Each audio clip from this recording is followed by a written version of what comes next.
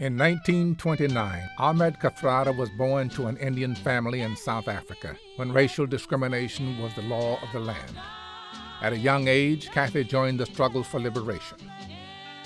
Risking his freedom for the rights of all South Africans, he ultimately faced the death penalty alongside Nelson Mandela and Walter Sisulu. They were given life at hard labor and sent to Robben Island. People the world over called for their release. Robben Island was a microcosm of how apartheid applied in South Africa. I stayed in the cell for 17 and a half years. If you stood here and looked out, not only can you see Cape Town, which is quite a distance, but the warders going to the harbor with their kids, that was the advantage of the cell. The main deprivation was children.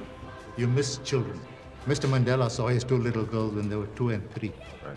The next time he saw them was when they were over 16. A prisoner never loses hope.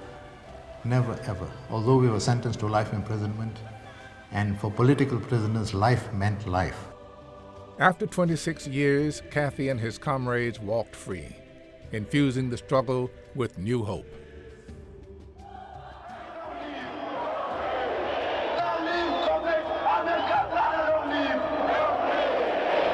He got released and he arrived in Johannesburg. I was waiting for it. It was a moving experience. 6 months later, Nelson Mandela was also a free man. They negotiated an end to apartheid and set to work building a new nation. Prisoner Mandela became President Mandela with Kathrada as his advisor. They chose the path of truth and reconciliation over revenge. I have been with Kathy since the late 40s. I believe in surrounding myself with strong characters who will tell me when I'm wrong, and he is that character. Old comrades worked with young leaders to make their highest ideals the law of the land. There are many aspects of his life. His courage, his foresight, his thoroughness, one would like to emulate that. Kathy teaches people in South Africa and around the world about the history, triumphs, and lessons of the journey to freedom.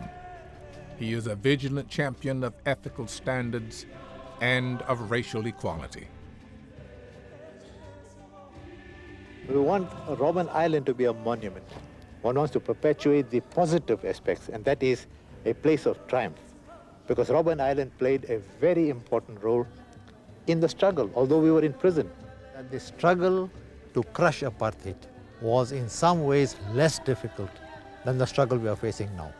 It's always easier to crush something than to build. He has been a great instrument of the movement. That is what he has brought.